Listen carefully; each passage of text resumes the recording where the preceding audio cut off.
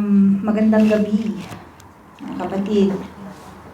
Tayo po ay magpapatuloy sa ating pong pag-aaral sa libro po ng Mark. At patuloy, di ba, na tinitignan natin yung ginawa ng ating Panginoong Hesus sa kanyang pong mga kapanahunan. At patuloy nating titignan sa gabing ito, everything that that Jesus Christ, na ginawa nung siya po ay nagmi-minister dito po sa lupa. At sa mga panahon na yan, mga kapatid, yung pangalan ng ating Panginoong Hesukristo ay nagkumalat dahil sa kanyang mga ginawang mga miracles, sa kanyang mga pagpapagaling, even in the days of Sabbath, di ba? So it's very hindi siya the normal thing. Na sino ba namang tao, di ba, ang magpapagaling in the day, di ba, ng sa araw po ng pamamahinga. So probably nabanggit, di ba, na ihayag, di ba, yung ginagawa ng ating Panginoong Hesukristo sa mga kapanahunan po na yun. At sa gabi po na ito, magpasa chapter na atin pong aaralin sa gabi na ito ay patuloy, di ba, na namamayagpag, di ba, yung minister, yung pagmi-mission, yung purpose ng Lord sa mga tao, sa mga kapanahunan po na iyon. Let us pray. Heavenly Father, we thank you so much for the opportunity to hear your word. We know, God, that your word is so powerful to convict the heart of each and every one, to fill the empty heart, Panginoon, sa gabi po na ito, to sustain, Panginoon, yung mga kinakailangan ng amin pong mga espiritu sa gabi po na ito. Lord, we entrust your word tonight. May your Holy Spirit move, Panginoon, sa amin pong mga buhay. In Jesus' name we pray. Amen. At tayo po ay magpapatuloy. Sa mga panahon na yun, historically, di ba, ay wala pang mga sasakyan, may mga kabayo, may mga kariton, pero walang mga auto na kagaya sa mga kapanahunan na ito. So, the flock or the crowd, di ba, ay talagang pinupuntahan ang ating Panginoong Hesukristo to see the miracles, to see the healing, di ba, na ginagawa po ng ating Panginoon, para makinig sa kanya pong mga katuruan. And there are kinds of people around the Lord Jesus Christ. There are people, di ba, na mga may sakit na gustong gumaling.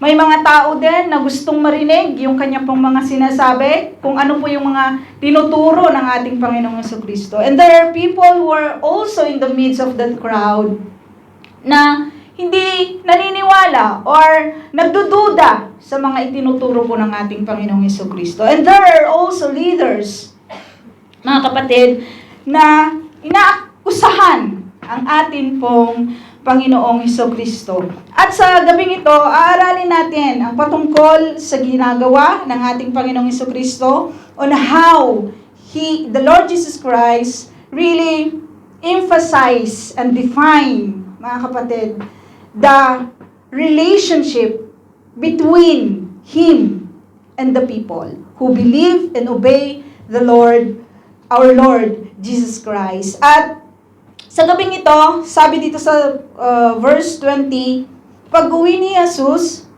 muling nagkatipon doon ang napakaraming tao, kaya't hindi na sila nagkaroon ng pagkakataong kumain pa.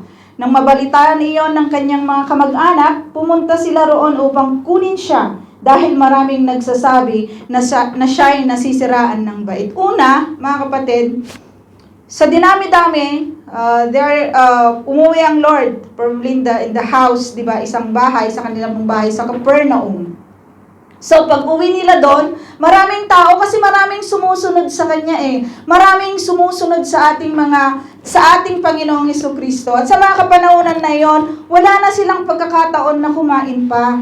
Sa dami-dami ng mga tao na gustong gumaling, sa dami-dami ng gustong makita, di ba? Itong taong ito na nagpapagaling, nagpapakita ng mga miracles, nagtuturo, di ba? Napakatalinong tao sa mga kapanahunan po na iyon. So, talagang marami. At wala ng panahon, ang ating Panginoong Jesucristo, di ba, na kumain pa sa dami ng tao na kanyang tuturuan, na kanyang pagagalingin, di ba? At yun po yung nangyari sa panahon po na iyon. At nang mabalitaan, sabi ko nga kanina, yung name ng ating pong Panginoong Jesucristo ay talagang kumalat dahil sa kanyang mga miracles, dahil sa kanyang mga pagpapagaling, di ba? Dahil sa kanyang pagbanat, di ba? Sa mga Pariseo na ito, sa mga Sadducees na ito, sa mga Sanhedrin na ito, kung paano niya, di ba, talagang i-emphasize yung tunay, di ba, na itinuturo ng kautusan ni Moises. That they are doing yung afop, di ba, yung baliktad, yung kanila pong mga ginagawa. At yun po yung ini-emphasize ng Lord. Itinuturo niya yung tama. Kaya, maraming lumalapit, yung pangalan niya nagkalat. At sa mga kapanahunan po na yon, while Jesus was in Capernaum, nabalitaan po ng kanyang mga kamag-anak. Yung patungkol po sa kanya, at pumunta sila roon upang kunin siya. Upang kunin si Jesus. Why? Because they don't believe. Because they don't believe, even they heard about the miracles and wonders that Jesus did sa mga kapanahunan po na yun. Even they knows how intelligent our Lord. Diba? Sa kanya pong pagtuturo, sa kanyang mga talinghaga na ginagamit at itinuturo po sa mga tao. But they don't believe. If you remember, the Lord Jesus Christ go to Nazareth. Pero hindi siya tinanggap doon. Nandoon po yung kanyang mga kamag-anak. Wala pong tumanggap sa kanya. Yung kanyang pamilya, by blood, di ba? Walang tumanggap sa kanya. Kaya pupunta sila doon. Why? They want to take Jesus. They want to hinder, di ba, yung ministry ng Lord, yung purpose ng Lord, kung bakit siya nandito sa lupa. Mga kapatid. At sa mga kapanahunan na yon, they don't want their name. Diba na? Kasi anak siya ni Mary at ni Joseph, yung mga kamag-anak ni Mary at ni Joseph, diba? May mga kapatid si Jesus. Yung mga kapatid niya, may mga kapatid din siyang babae, hindi po sila naniniwala. But we believe that Mary believed the Lord Jesus Christ because na-meet po niya yung angel. Sinabihan siya ng angel, even Joseph. Pero probably Joseph was not there anymore. Probably Joseph died already kasi wala na siya. Kasi ina lang yung binanggit dito sa last verse. Yung nanay lang niya ang yung ina at mga kapatid na lalaki at babae.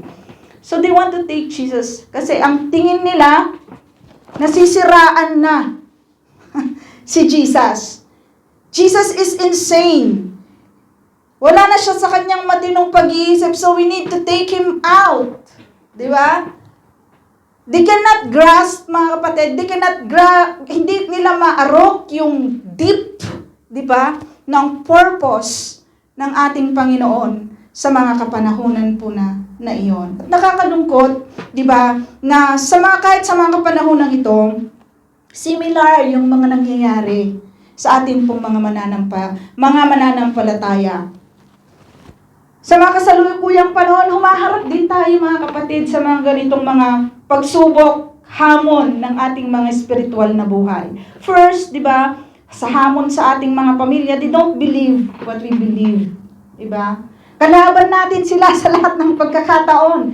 If we teach them on how to really obey the Lord, di ba? Hindi sila naniniwala sa atin. They think that we are insane. Di ba? They think na wala na tayo sa huwisyo, di ba, sa atin pong pagsunod sa Panginoon. Sobra naman na yan, lagpas ka na sa langit sa iyong pagsunod. Most of the time, we hear those words, hindi sa mga ibang tao, kundi sa atin pong mga pamilya. Naririnig natin. At mga hamon sa sitwasyon, di ba, ng atin pong society. sa politika, sa gobyerno, di ba?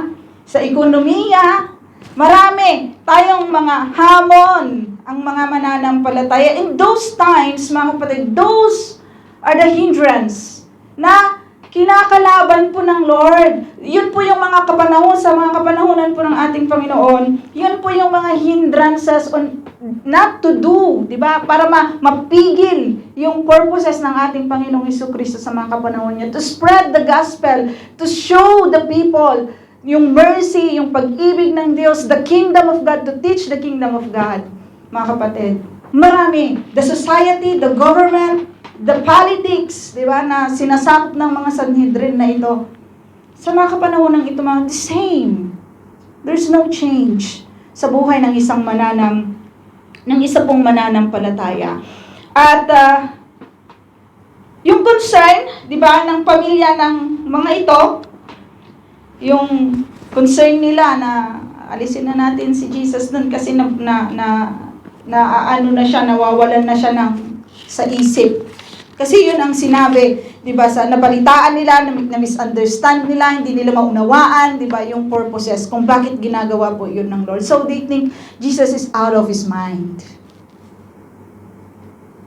Sa mga kapanahunan po na iyon. At sabi dito, sinasabi naman, so may isa pa, 'di ba? Sinasabi naman ng mga tagapagturo ng kautusan na galing sa Jerusalem, sinasapian siya ni Beelzebul. Nakakapagpalayas siya ng demonyo sa pamamagitan ng kapangyarihan ng pinuno ng mga demonyo. So there are people, yung mga nagtuturo, yung mga Sanhedrin, Pharisees, and Sadducees sa mga kapanahunan po na yun, inaakusahan nila ang ating Panginoong Jesucristo na siya'y sinasapian ng demonyo. Nakakapagpalayas siya sapagkat siya ay demonyo. So they accuse the Lord Jesus Christ, and Jesus heard that. Dahil dito, pinalapit ni Jesus ang mga tao at sinabi sa kanila ang ilang talinghaga. Sabi niya, so Jesus heard this thing, kaya pinalapit niya ang mga tao upang turuan sila. To really emphasize yung walang kabuluhan, 'di ba, na batayan ng mga nagtuturo ng kautusan sa mga kapanahunan po na iyon. Ang sabi ng ating Panginoong Jesucristo, paanong mapapalayas ni Satanas ang kanyang sarili? This is true. This makes sense. 'Di ba? Paano mapapalayas ni Satanas ang kanyang sarili? Kapag naglaban-laban ang mga mamamayan sa isang kaharian, so nag-emphasize ang Lord, mawawasak ang kahariang iyon. Kapag naglaban-laban ang mga kaanib sa isang sambahayan, magkawatak-watak ang sambahayang iyon. Gayun din naman, kapag nilabanan ni Satanas ang kanyang sarili at nagkabaha-bahagi ang kanyang mga kampo, hindi siya magtatagal at iyon na ang kanyang magiging wakas. It doesn't make sense, mga kapatid, yung accusation, 'di ba, ng mga nagtuturo ng mga kautusan sa ating Panginoong Jesucristo. Kasi sino ba namang kaharian ang mag-aaway-away, 'di ba, para lang mabuo yung kaharian, para lang ipahiwatig yung kanilang ma-fall, 'di ba, ma-ruin yung isang sambahayan, yung isang kaharian. Ganon din yung kay Satanas, paano niya i-build yung kanya pong kaharian kung pinapalayas din niya, sinisira din niya, 'di ba, yung kanya pong ginagawa. So it doesn't make sense. Kaya lang ang mga Sanhedrin na ito, they don't want to accept that Jesus is really the Messiah. That Jesus is really the God, the Son of God. The Son of the God, the Father. They don't want to accept. So, alam niyo mga kapatid, yung mga tao na ayaw tumanggap sa katotohanan, they always see things, they always make things to justify, 'di ba, na hindi totoo yung ating mga sinasabi. Na hindi katotohanan yung ating ipinaparating sa kanila. They have a lot of excuses. They will show you things, 'di ba, na hindi totoo. Minsan, ipapakita nila sa atin na yung ating mga sinasabi ay walang kabuluhan. Sometimes yung mga matatalino daw, di ba, na mga tao, pero walang alam sa salita ng Panginoon. Mga kapatid, they will show things, di ba, na it doesn't make sense. Nakagaya po ng mga nagtuturo po ng kautusan. Na paano, kung iisipin mo logically, di ba, wala namang ganon. Di ba? Walang ganon. Bakit si Satanas papalayasin niya yung mga demonyo? Eh, mga kasamahan niya yon. Di ba? Nagtratrabaho yun para sa kanya. Para maruwin yung isang kaluluwa. Bakit niya palalayasin yun? Iyon yung purpose niya. Yun yung purpose ni Satanas. But the people who doesn't want to accept the Lord Jesus Christ, mga kapatid, they do this doesn't make sense na accusation sa ating Panginoon. Because hindi nila kayang tanggapin. Di ba na yung kanilang mga ginagawa, they don't want to accept, mga kapatid, sa kanila pong mga sarili, na sila po ay mga makasalanan. Na hindi nangangailangan sila ng katulad ng ating Panginoong Jesucristo sa kanila pong mga buhay. They don't want to accept that. That's why they accuse the Lord Jesus Christ, even it doesn't make sense. Sa mga kapanahunan po na iyon, hindi maaaring pasukin. Sabi niya, at pag nakawan ang bahay ng isang taong malakas, isa pang example, malibang gapusin muna siya kapag siya'y nakagapos na, saka pa lamang mapagnanakawan ang kanyang bahay. Diba? Hindi maaari. So there is no other force sa mga kapanahunan na iyon, mga kapatid. Kasi hindi nila, yung mga Sanhedrin, wala namang ibang force, yung supernatural to magpapalayas ng demonyo. Diba? Ang makakagawa lang nun, ang kapangyarihan ni Satanas. Diba? At ang kapangyarihan, diba, si Satanas, you can go because he want to ruin the life. Diba? Pero ang God, ang pwedeng mag-overpower kay Satan. Pero ayaw po nilang tanggapin yon. Kaya nagbahagi po, di ba, ang Lord ng mga example to prove, di ba, na hindi totoo yung accusation ng mga nagtuturo ng kautusan sa Kanya. Tandaan ninyo, sabi ng ating Panginoon, tandaan niyo nito, maaaring patawarin ang tao sa lahat ng kanyang kasalanan at paglapastangan. Ngunit ang sino mang lumapastangan sa Espiritu Santo ay walang kapatawaran, sapagkat siya ay nagkasala ng walang hanggang kasalanan. Sinabi ito ni Jesus sapagkat sinabi ng mga tao na siya'y sinasapian ng masamang espiritu. Alam niyo, mga kapatid, yung banal na espiritu, yun yung laging hindi binibigyan ng tao, di ba, ng halaga. They are afraid of the God the Father. They are afraid of the Lord Jesus Christ. But they don't afraid of the Holy Spirit. You know that the Holy Spirit is God. Minsan, inaabuso natin ang banal na espiritu sa ating mga buhay. We are afraid, when we go to the Father, I'm afraid to the Father. Hindi gusto ito ng Ama. Hindi ito gusto ng ating Panginoong Jesucristo.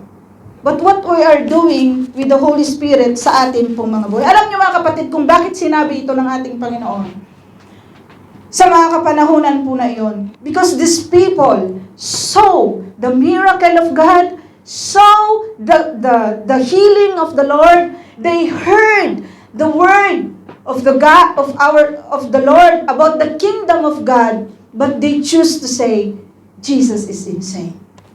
They accept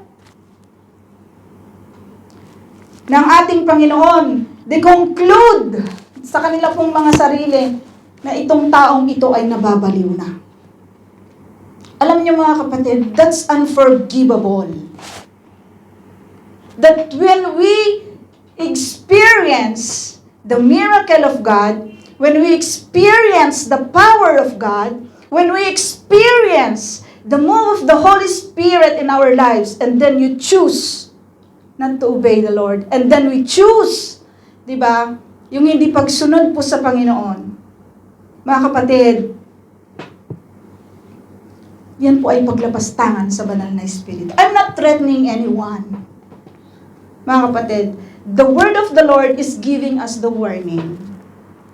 The word of the Lord is giving us the warning. Dahil sa mga kapanahonan na yan, yung mga Sanhedrin, yung mga nagtuturo ng kautusan, they knows about the word of God. They see, di ba, kung paano ang ating Panginoong Jesucristo ay gumawa ng milagro sa mga kapanahonan. Nagpagaling ng mga may sakit. Sinong tao ang may kayang gawin nun? Ang Diyos lamang. But they don't want to accept. That's why the Lord said, di ba, sa kanila, hindi mapapatawad ang lumapastangan sa Espiritu, knowing the full revelation of the Lord, mga kapatid, at lantaran pa rin tayong gumagawa ng kasalanan. Hindi po yan mapapatawad sa ating pong mga buhay.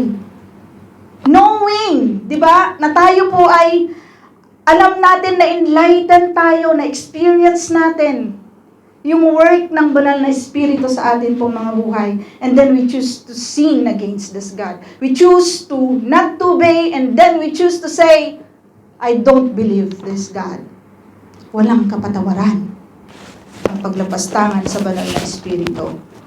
Sa mga kapanahunang ito, a lot of Christians, they are commanding, di ba? Yung banal na Espiritu sa kanilang iglesia, they command, lumapit ka.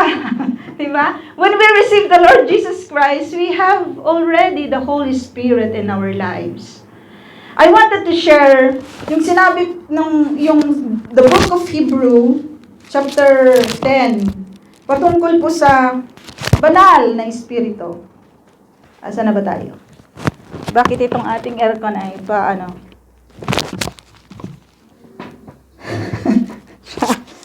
wait lang po. Po kasi. Ayan. Sabi dito sa chapter 10, verse 26 to 27, matapos nating malaman at tanggapin ang katotohanan at sadyain pa rin nating magkasala, wala nang handog na maiaalay para sa ikapapatawad ng ating mga kasalanan. Ang naghihintay na lamang sa atin ay kakilakilabot na paghuhukom at ang naglalagablab na apoy na tutupok sa mga kaaway ng Diyos. Kaya nga mga kapatid, that's why I make this sermon about the family of God. To give importance to the family of God, embracing the family of God. Mga kapatid, dahil napakahalaga yung family po ng Lord. Kung paano i-define, kung paano dinefine ng ating Panginoong Jesucristo yung pamilya niya. At tayo po yun. Tayo yung kanya pong pamilya. At sa mga tao, di ba, na matapos nilang ma-experience yung kabutihan po ng Panginoon, pero lantaran pa rin silang gumagawa ng kanilang pong mga kasalanan. Ang naghihintay na lamang sa mga taong ito, mga kapatid, ay kakilakilabot na paghuhukom at ang naglalagablab. But baka sabihin ninyo na, ala, baka nilapastangan ko na ang banal na Espiritu sa aking buhay. Alam niyo mga kapatid, yung tao, the ignorant in the full revelation of God, in the Word of God, there is mercy in there, like Paul. Diba? Sabi ni Paul sa sulat niya kay Timoteo sa 1 Timothy chapter 1 verse 12. Pwede nating tignan yung sabi niya doon na nasumpungan niya yung mercy ng Lord noong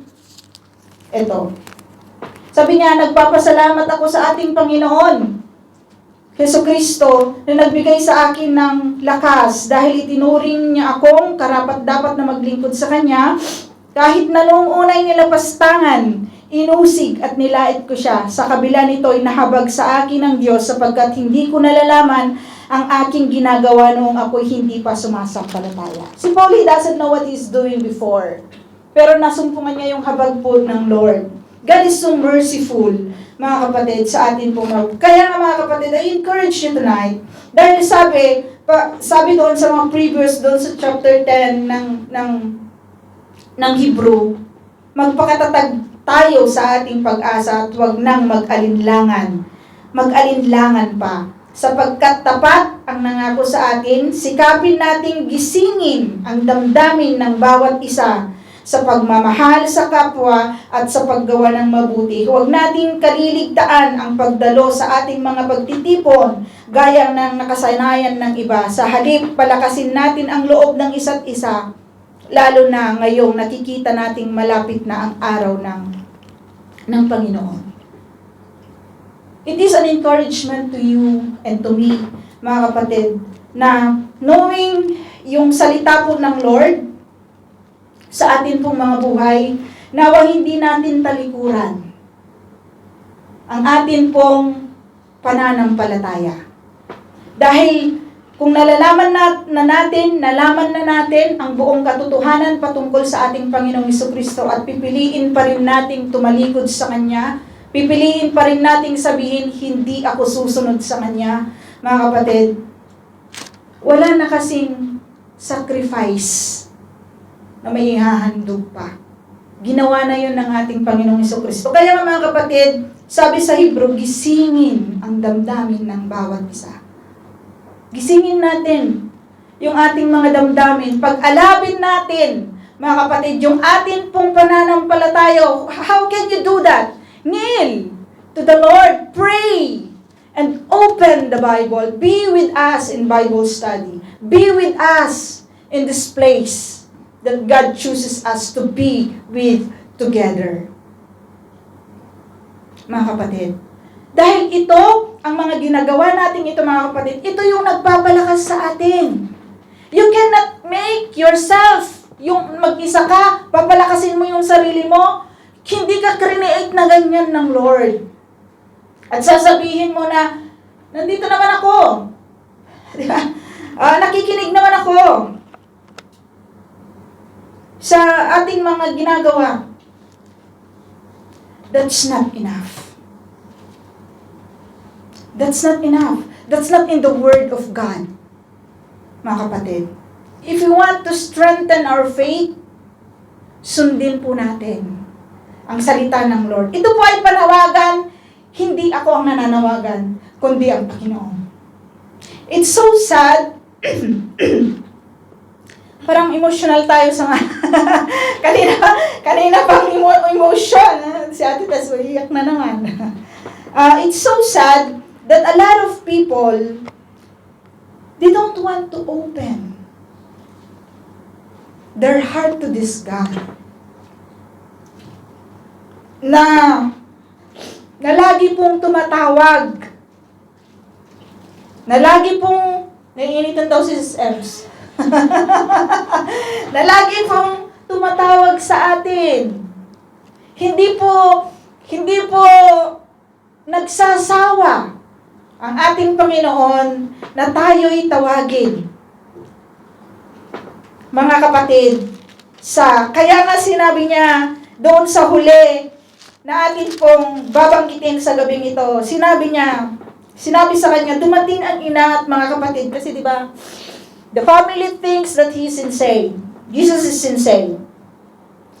Dumating ang ina at kapatid ni Jesus. Tumayo sila sa labas ng bahay at ipinatawag siya. So, tawagin nyo na si Jesus kasi nasisiraan na siya ng bait. Kung ano-ano na lang ginagawan niya. So, they wanted to call him. Nang oras na iyon, ay maraming taong nakaupo sa palibot ni Jesus. May nagsabi sa kanya, so maraming tao. So, tawagin mo siya. Tapos, nagpunta ng oras na iyon, nasa labas po at naghihintay ang inyong ina at mga kapatid na lalaki at mga kapatid na babae. Sino ang aking ina at mga kapatid? Sabi ng ating Panginoong Hesus. Tanong naman ni Jesus. Tumingin siya sa mga nakaupo sa palibot at sinabi, ito ang aking ina at mga kapatid, sapagkat ang sumusunod sa kalooban ng Diyos ay aking mga kapatid at ang aking ina. Mga kapatid, hindi sinasabi ng Lord na hindi mahalaga yung kanyang pamilya. Because in the later days, they believe the Lord Jesus Christ. Ang kanyang pong mga kapatid, ang kanyang ina, truly, di ba, ay naging witness ng ating pong Panginoong Jesucristo in the book of Acts. At sabi ng ating Panginoon, sino ang aking mga kapatid? Sino ang aking mga ina? Sila yung nandito na nakaupo. Mga kapatid, we don't say na hindi po mahalaga ang ating pamilya. Pero walang higit na mas mahalaga, mga kapatid, kundi ang pamilya nating ito. This family is so important, mga kapatid. Yung pamilya na binuklod, di ba, ng ating Panginoong Jesucristo sa kanyang dugo, tayo ay nagsama-sama, iba-iba yung ating mga magulang, pero magkakapatid tayo. Isa tayong pamilya. How do we embrace this family of God? How we give importance to this family of God? Alam niyo mga kapatid, I'm not afraid. Lagi-lagi ko that I'm not afraid to yung ipakita mo yung kahinaan mo sa mga pamilyang ito. Because they will not laugh at you. Instead, they will pray for you. When we show our weaknesses to this family, they will not laugh at you, they will not mock you, but they will be sad and pray for you. Sa atin pong mga pamilya, hindi natin sinasabi na wag natin silang bigyan ng importansya. Ibinigay po yan sa atin ng Lord. But the thing that wants God to do, di ba, to minister to this family.